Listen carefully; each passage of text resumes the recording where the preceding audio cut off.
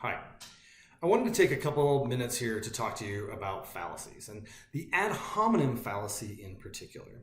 The reason why I feel like this needs clarification is because fallacies, and especially the ad hominem fallacy, these are some of those terms that experts may use in one sense, but because those sorts of kind of filtered or penetrated into kind of our lay discourse, like you can ask anybody on the street, and probably a lot of them will give you a reasonably good definition of the word fallacy. And they could probably, a lot of those people could also tell you what an ad hominem fallacy is. But they're not going to use those words with the same level of precision and make the important distinctions that we who are actually trying to break down arguments are trying to do. Now, frankly, one of the problems with fallacies is that fallacies are often overlapping and everything. Fallacy just means an error in reasoning, and there are really an infinite number of ways that you can make an error in reasoning. So naming the ways that you can be wrong, it's not a super productive way of learning critical thinking, okay? Like just naming your mistake does not necessarily make you less likely to make it. Let's start with this.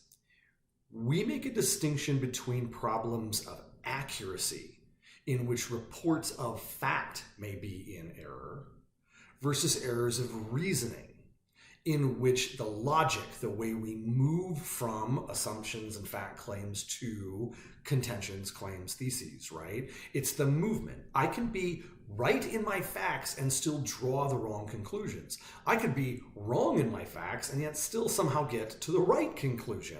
Those are both possible outcomes, but there's a difference between logical errors and factual errors. And that's one of the first things that we want to do, because most of the people who use that term fallacy, you go talk to your uncle, okay, right, and ask your uncle what the word fallacy means, your uncle is probably going to conflate the distinction between the two. But for us, that's a really important distinction. On one hand, if I'm a counter-arguer, there's a difference between challenging your fact claims, which maybe I agree with, and challenging your conclusions that I disagree with because you're making a logical error of some kind. Those are different kinds of contra-argument. And if we're incapable of recognizing the difference between falsity and fallacy, then that's going to make it harder for us to drill down and do that kind of nuanced analysis of arguments. So let's take this syllogism. Now, this syllogism is obviously getting us to a conclusion that's false. Okay, all right, if Wilbur is a pig, I can assure you Wilbur does not fly. But this syllogism is entirely valid. It's got all the things it needs to do to be a categorical syllogism. I've got all pigs and pig, right? My middle term here. I've got all Wilbur and animals that fly. This is a valid syllogism. The reason why it's false is not because the logic is bad, but because Wilbur isn't a pig, right? Okay, Wilbur is a cat. That's why we got to a false conclusion. We're making a factual error, even though the logic that we're using is entirely valid. Now contrast that with this syllogism about Big Bird, right? All animals that fly are birds. Big Bird is a bird. Therefore, Big Bird is an animal that flies. Now, we know this conclusion is false. If you're familiar with Sesame Street, you do, because Big Bird cannot fly. Okay, Big Bird is a bird. Now, we might, and we could go here. All animals that fly are birds. Okay, all right. What about bats? All right, so this claim is false. So one reason why we got to a false conclusion is because one of our premises was in fact not true. But even if that claim was true, right, it says that would be that all animals that fly are birds, but it doesn't necessarily mean that everything that is a bird also flies. The problem we're making there is that our middle term, birds, is what logicians like to say is undistributed. Okay, we made a formal fallacy. We made a mistake in the way we structured our syllogism. And if we'd have structured it properly, we'd have seen right away that we had a problem there with our logic. So that's one of the things that makes the difference between a formal fallacy and a factual error. All right, and part of the reason why they work is because when you're looking at them at first, right, you can see the sense that something is wrong, but only because you know already that the conclusion is wrong. If you didn't know that the conclusion was wrong, or if you were casuistic and you really wanted the conclusion to be right. So, a fallacy, we're going to start here. First, it is a kind of argument wherein the logic appears to be sound but is not. And the other thing about fallacies is that they are errors in reasoning, not errors in fact. Now, we've talked about this idea of logical versus factual error, but the other important thing that we need to talk about is this idea that a fallacy is a kind of argument. So, let's go to ad hominem. Lots of people will define the term ad hominem. And a lot of times what you will see is somebody using something very much like name calling. And you know, it is name calling in a sense, but it's a very specific kind of name calling. So ad hominem is a term that you're likely to see people using in all kinds of different contexts. And just like, you know, you'll hear people use the word gravity who aren't physicists, and they'll often talk about gravity like it's a kind of magnet, which is not at all how gravity works, right? Okay, we're not going to be using the word ad hominem in the way that somebody who doesn't really have a coherent theory of argument uses the word ad hominem. Our definition of ad hominem needs to be consistent with the theory of argument that we're talking about. Okay, name calling. Most of the time, name calling doesn't ever look like an argument.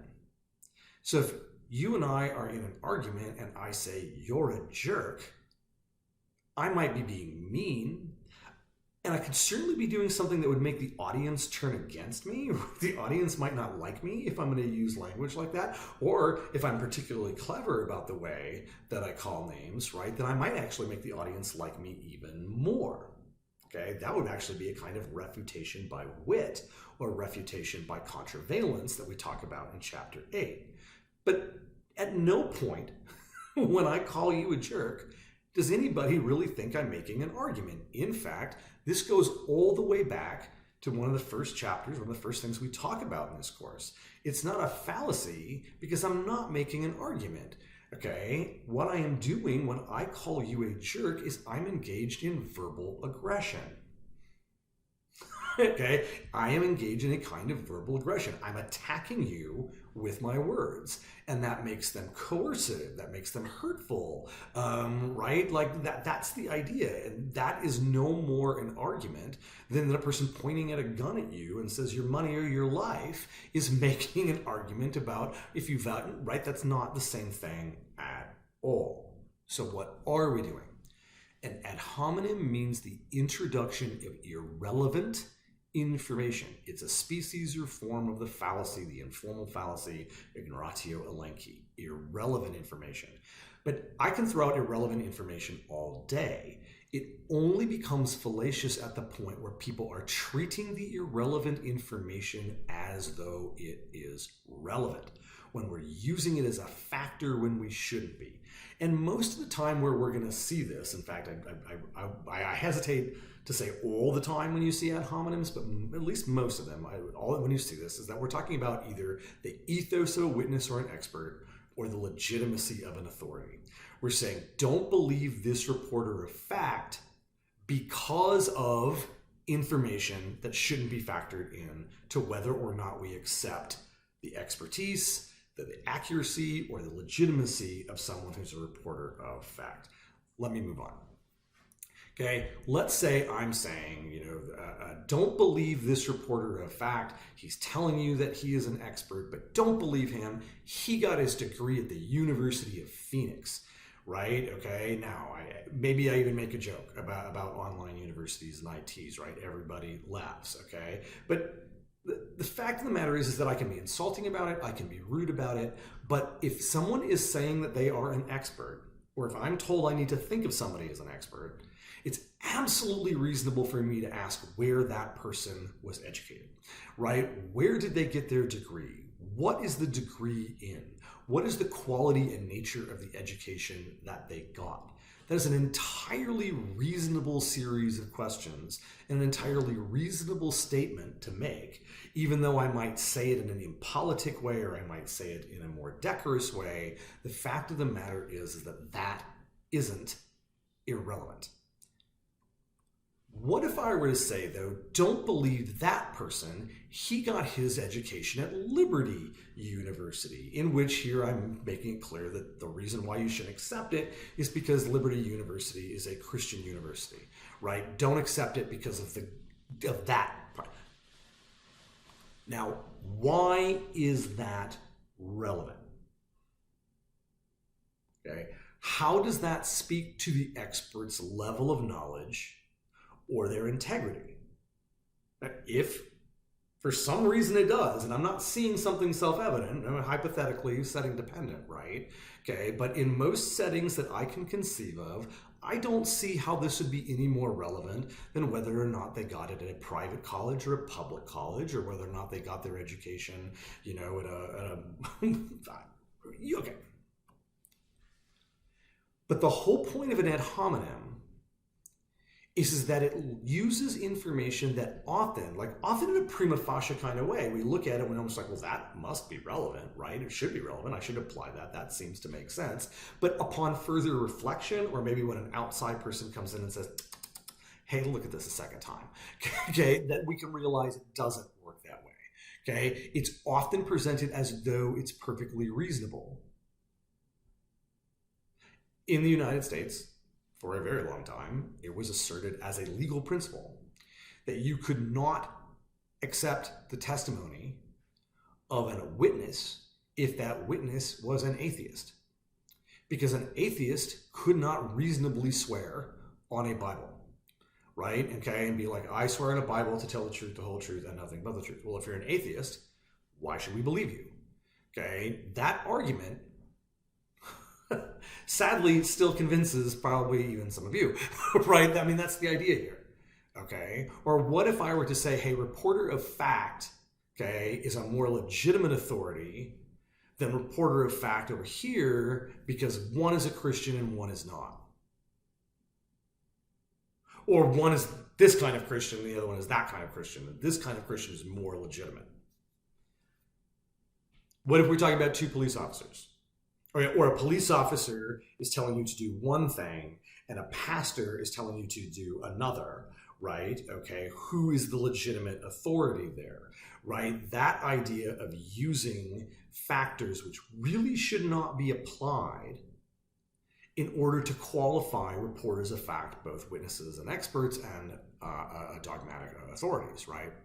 So fallacies, when we're talking about fallacies, it's important to remember, okay, that a fallacy is an argument, okay? Not just calling names, it's an argument. That means there needs to be some kind of claim and there must be some kind of reason, okay? If there's no claim and reason that are being advanced, then there's nothing that connects them. There's no logic that's tying them together, and that's where fallacies are. They lie in the logic. So when you're describing something and you're going to say, I think this is a fallacious argument, here's the claim, here's the reason, here's what's wrong with that logic. That's how you're going to lay that out in a kind of descriptive fashion.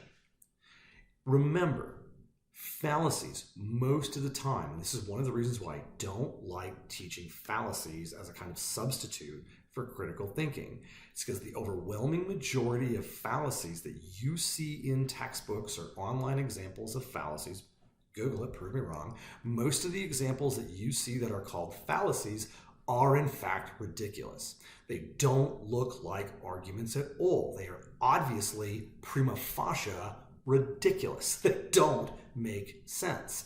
And if they don't make any sense, then I don't need a theory of argument to reject them on any way. They're substantively and obviously bad arguments or bad claims.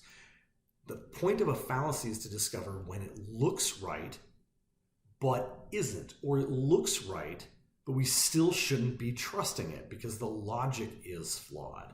That's how we use fallacies. It's a much more nuanced, much more precise tool, okay? It's a scalpel, and part of the problem is that we've been taught how to use it like a sledgehammer.